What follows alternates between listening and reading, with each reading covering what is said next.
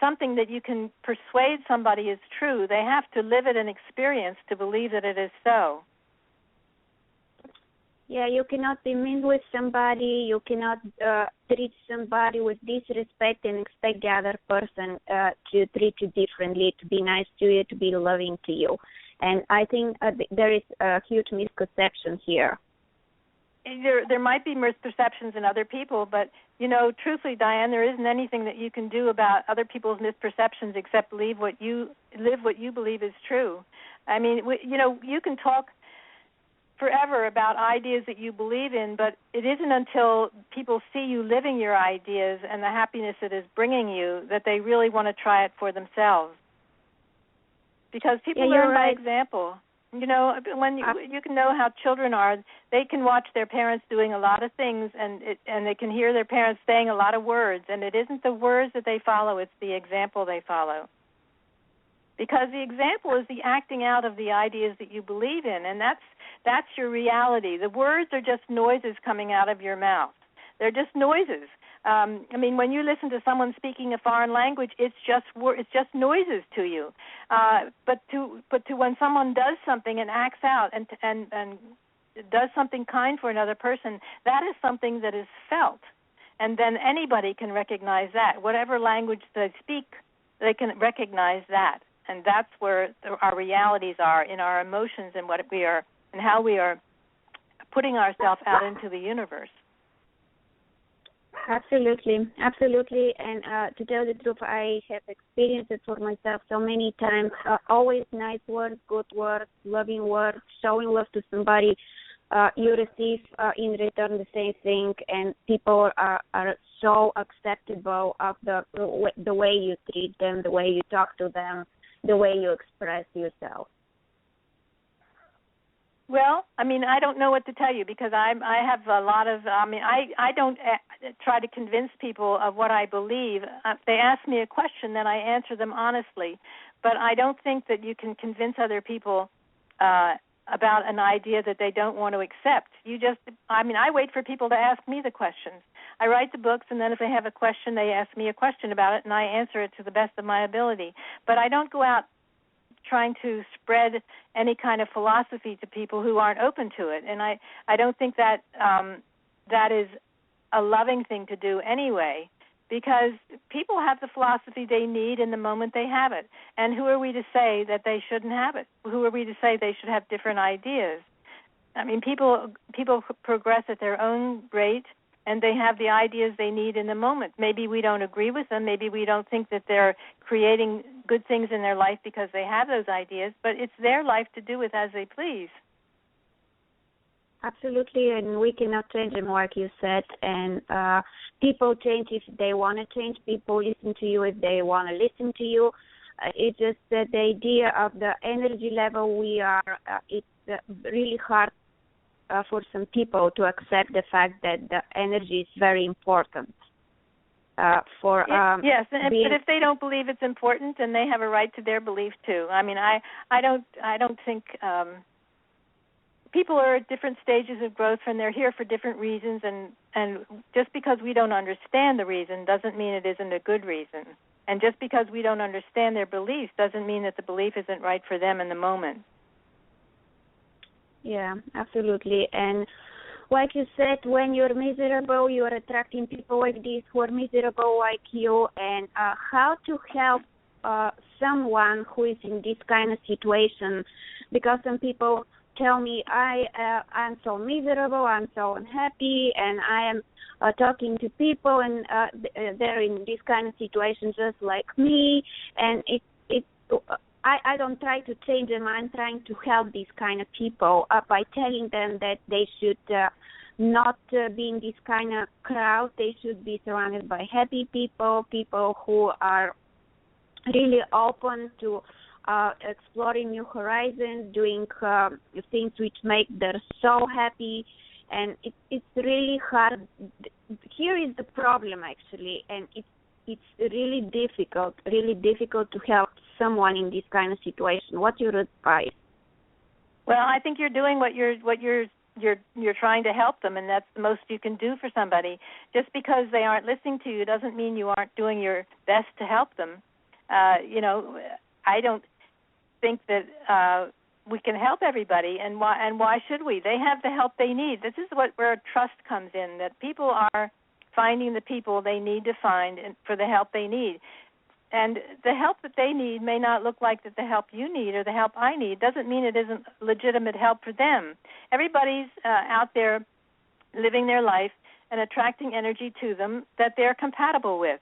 So there isn't anything you can do if somebody is determined to be a complainer and determined to find everything that's wrong with their life. There isn't anything you can do except tell them that the more they are that way, the more it will grow. That's all. That's all you can tell them.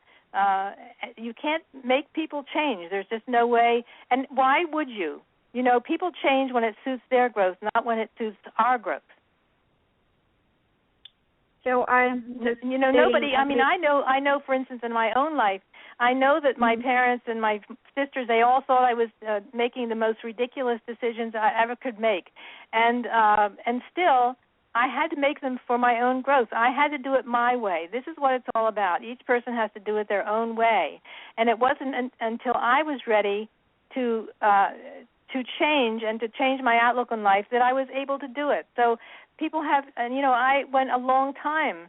So I know that I thought I was doing my best, and nobody else seemed to think it was. But what could you do? I mean, you can't do something that's impossible for you to do. You do the best you can. I think most people are doing the best they can. And also we have to remember from the bigger picture of life that people come here to play a specific role, and just because we look at the role and don't think it's a good role or the right role somebody should be playing doesn't mean it isn't the role they signed up to play.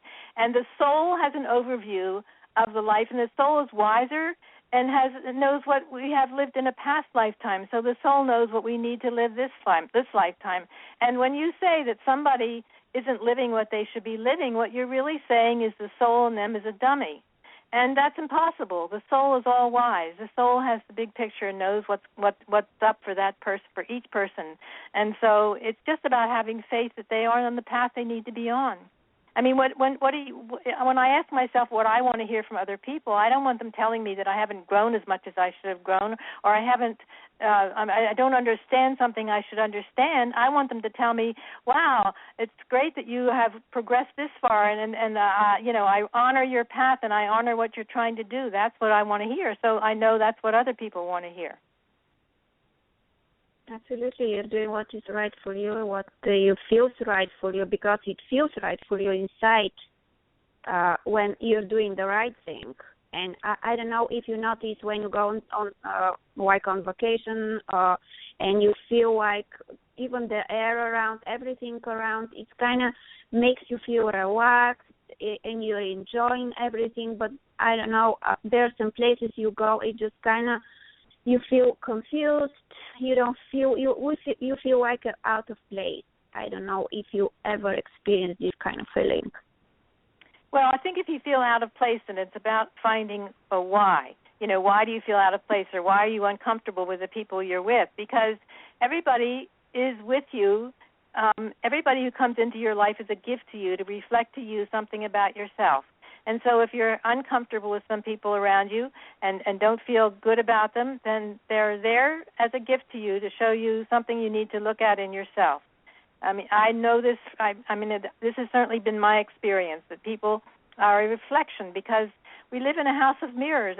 Compatible energy finds compatible energy. So if you're somebody who is always complaining about life, you're going to find other people who are always complaining about life. I mean, when you're always blaming other people for your situations, you find other people who blame everyone for their situations. It's just the way it works. It's just the way the balance of the universe works. And so to live this game successfully, you have to know the rules that run the game. I mean, everything in life, everything we see in the world of matter, it has rules around it. If you play football and you run out of bounds, you aren't in the game anymore. And if you play baseball and you don't ever play by the rules and where you're supposed to stay in bounds, then you're out of the game. So it's no different. That's just a metaphor for what we're living in our lives. There are rules here, and the rules have to do with the physics of the universe, the physics of the universe in which we live. And it is people come into your life to reflect the perfect mirror of who you are in the moment. What you have given to others is given back to you. And the universe is generous. So if you have given a little cruelty, it gives you a lot of cruelty back, so you get the message. And if you give a little love, you get a lot of love back, so you get the message. Absolutely. I totally agree with you. Totally agree with you. So how is your book, Love Human, explains this to the readers who are buying your book and who want to buy their book? How this is going to help them? Well, it has a different chapters, and every chapter is about a little phase of the idea that we live in this balanced universe. And every chapter has, in this book particularly, has like chapters on our imagination and how we are really. It gives a broader picture of humanity, and it goes back to when we all our collective energy created this earth. And to play in, and after we had created it where it could sustain human life, we came here to enjoy it. And when we came here, I think we knew we were the energy of love, the energy of God, and so we could come and go whenever we wanted to. And it takes us on a path through the many phases we've gone to in our effort to stay here. When we first came, I believe we could come in and out of form whenever we felt like it. The next day we wanted to be somebody different. We were somebody different. And I think that the things that are happening out in, with people making different choices in terms of their sexual preference and all that is just happening to remind us that one time we didn't even have the sexes at all because we didn't have to reproduce. We just came and played here when we wanted to. And it's getting us into a non-judgmental frame of mind of just accepting people for who they are and the message they are bringing. I feel that the book is very broadening in this aspect, and that it forces us to take a look at the big picture of our existence instead of the small picture of every day, what is happening every day, and to bring understanding and compassion for people's journeys and where they are and what they are doing instead of using that judgment so much. We put so many judgments on people who are doing something different, like different was wrong. Sometimes people who live what is different are the ones who lead us into marvelous, wonderful inventions and things that can improve our life if we're only open to the fact that different doesn't have to be bad. Different can be good. Yeah. Yeah, and different, like you said, we judge people who are different, and you perceive to be bad people who shouldn't be looked after, people who shouldn't be a role model in life, and it's a huge thing. And I think this is actually the problem with the violence we are having right now, because we are not accepting others the way they are, like sexual preference, for example, and as you said, it's kind of hard. It's very hard laying to others where is the root of the problem we are facing right now. Well, the violence is reflecting the violence of. If we live a violent life, we are amidst the violence. But if we don't live a violent life, we have our own mirror. If we're living a peaceful life, we're living with other peaceful people. If we think that war is a wise way to live, then you're with other people who think war is a wise way to live. I don't know. You don't find. There's never going to be peace on this earth for everyone until everyone has a peaceful heart. But that doesn't mean that you can't find your own peace by being the person you wish other people would be. It's not about telling people they have to get peaceful. It's about getting peaceful. Absolutely. But how I feel also the same way. Yes. And yeah, and I don't feel violence is the way actually to make somebody to fit your way of seeing things and to be someone you would like to see him to be, because I can see some gay and lesbians, they're trying to make through them normal other people. They're normal people, but they just trying to change them, and this is not possible. Well, it's not even desirable. I mean, people need to be there. People are individuals, and they need to be who they are. And why can't they be who they are? You know,